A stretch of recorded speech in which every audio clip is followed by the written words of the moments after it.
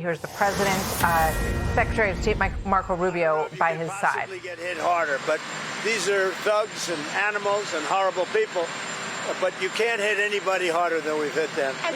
But I'm not surprised. They executed 3 young people for protesting. And do you plan to escort those ships through the Strait of Hormuz with or without allies? We're doing very well there. We're doing very well overall. You know, we don't use the Strait. We don't. The United States. We don't need it. Europe needs it. Korea, Japan, China, a lot of other people. So they'll have to get involved a little bit on that one. Do you still want South Korea supporting United States? Now, what about it? Do you still want South Korea supporting? Well, I love South Korea. We have a great relationship with South Korea. We're helping South Korea a lot. Mr. President, do you think Israel will be ready to end the war when you're ready? I think so, yeah. Mr. President, the relationship's a very good one. I think so. You know, we want more or less similar things. You know what we want? We want victory, both of us, and that's what we've got. Mr.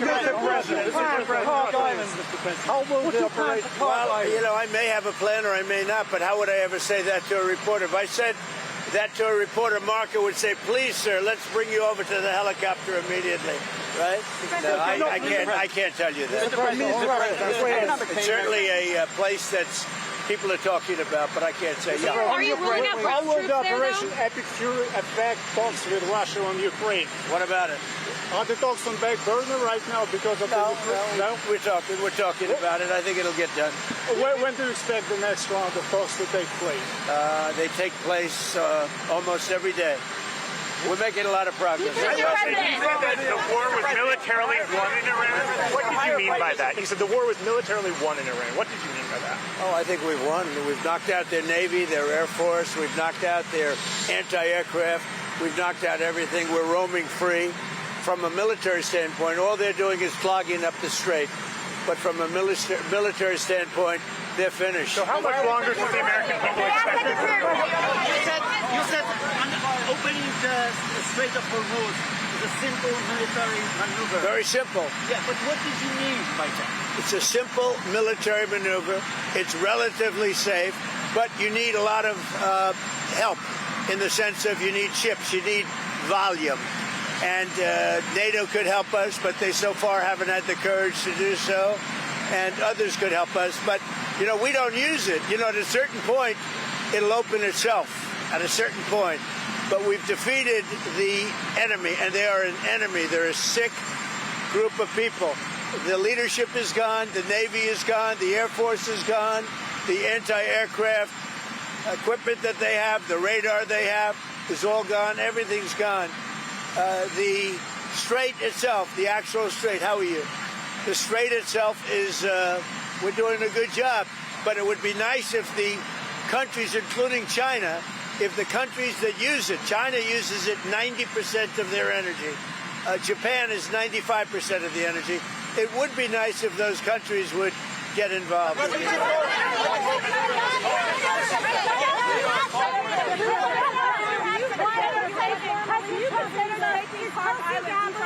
Job still safe at CNI? What? Job still safe at CNI? And have you spoken to that? I thought she did a good job yesterday, actually. The American bases in Europe, Lindsey Graham has asked for you to reconsider the American bases in Spain, in Germany, after what they have done in the Strait of Hormuz. What's your take? Well, it deserves. He's right about asking that, and I think NATO's gone down a long way because they haven't. I mean, they should be helping with the Strait. They get much of their energy from the Strait of Hormuz, and if Lindsey Graham said that, and don't forget, he was the big NATO guy for a while, and now he's not. And a lot of senators and congressmen, they were big. They're very upset with the fact that NATO has done nothing. Pope Leo is calling for a ceasefire. Pope Leo is calling for a ceasefire in the Middle East and to reopen dialogue. What do you say to Pope? Well, look, we can have dialogue, but we don't. I don't want to do a ceasefire.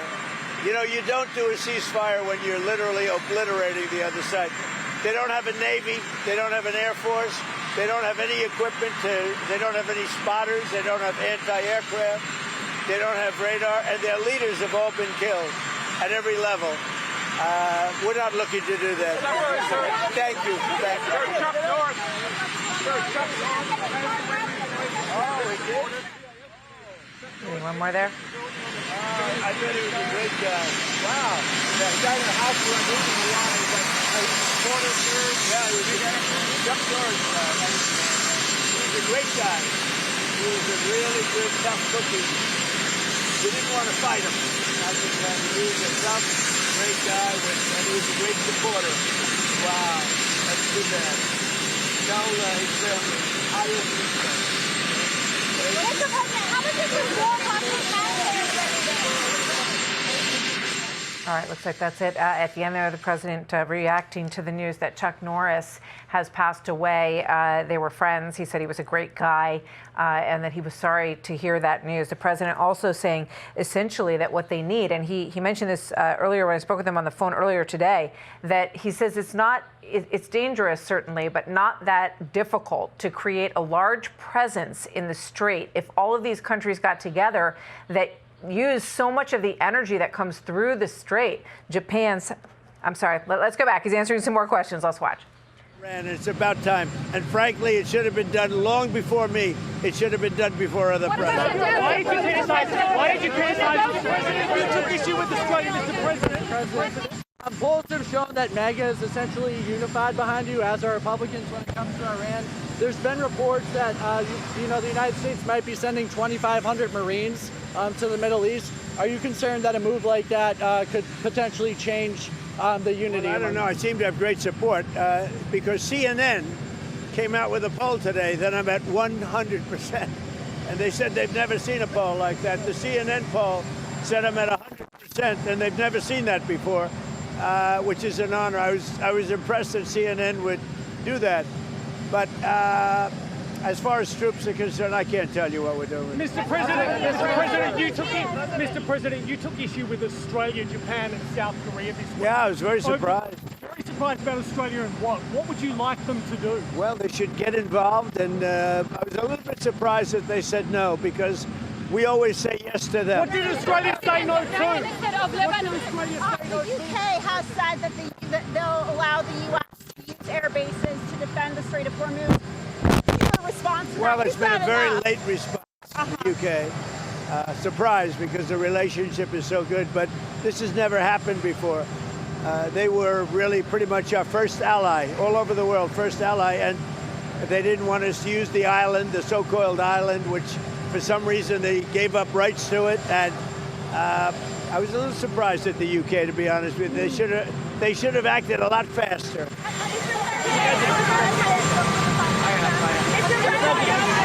should have acted a lot faster. Let's go, Did you see that your former press secretary, Sarah Sanders, was asked to leave a record? Do we still have that? All right. All right, we lost audio there, but the president talking about the United Kingdom, very surprised that they gave up the island. Diego Garcia, now he's back. Let's go. I think that Sarah's going to be just fine, but it's too bad. She's a good woman, Sarah. The price of oil is way up. Stock market is down. Gonna go up. Gonna go down. No. We're not giving a nuclear weapon to terrorist thugs, and we're knocking the hell out of them. Their Navy's gone. Their Air Force is gone. Their leaders are gone. Their anti-aircraft is gone. Everything's gone. And no, I expected worse, actually. I thought that oil prices would go much higher when I did this. We just set every record in the book with Dow, with the S&P. Dow hit 50,000, S&P hit 8,000, 7,000 at levels, at speed like nobody's ever seen before. But I said, I have to go off of that path, and I have to take a little journey. We have to get and he would agree, but he's not going to say it. And this is not St. Patrick's Day, by the way. What are you doing with that tie? But we had to go off on a circuitous path and take care of business, and we are in the process of doing it. And I'll tell you, I think we're weeks ahead of schedule. My Secretary of State is very happy. You have a question for Marco? Yes. How soon? President Trump said this week that he can take Cuba. How soon can that happen? Well, I mean, Cuba's a disaster, and it's because of their communist government. It doesn't work.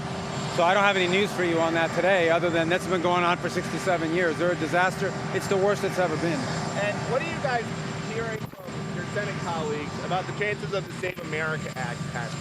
Well, it seems to be doing okay. It's voter ID. You have to have citizenship to vote. And I'm hearing very good things. I mean, I was hearing negative things because the Democrats are all against voter ID. They're all against citizenship to vote. They're against transgender. You know, they like the transgender thing with mutilization of your children. All of the things that we talk about. You know, we added two little elements. No men in women's sports, right? You know that. We added that. And when you add them all up, whether you take 4 or 5, I think they're all 95 to 99% issues. I hear it's going, look, it should be an easy pass, but we need Democrat votes. They don't want to approve voter ID because they cheat. They don't want to approve citizenship. In other words, we want to have citizenship in order to vote. You have to prove your citizenship. The Democrats don't want to do that. You know why, Peter? You know why? Because they want to cheat, Peter. Now, speaking of something that's more pleasant, see that? It's going to be the greatest ballroom anywhere in the world. Nothing like it. And they just started today one of the biggest pours of concrete that's ever been seen in Washington, D.C. When they're doing the construction, does it ever wake you up? It makes me happy when I hear those pile drivers. My wife doesn't love it, but I love the sound. I love the sound of concrete. I love the sound of pile drivers. How are you, Mr. President? One question. How are you? What is your message? All right, you hear the president there, a little bit of competition from the chopper and the sound, but he really did much of the whole line there as he went through. He was talking about the Save America Act. He said, you know, voter ID, he's hearing good things about whether or not this is going to pass, which was interesting. As we mentioned, he was with the Secretary of State, Marco Rubio, and Peter Doocy, asking him if there are any developments on Cuba. And he essentially said that Cuba has been suffering for many years and that they essentially hope that it is coming to an end and that there will be change in Cuba. So a lot covered there as he made his way up the line, and a lot of disgruntlement with the NATO partners, especially the UK. The president is really pretty much disgusted with their response and their lack of help in this initiative in Iran. Be sure to like and subscribe for all the Fox News latest on YouTube and catch full shows streaming now on Fox One.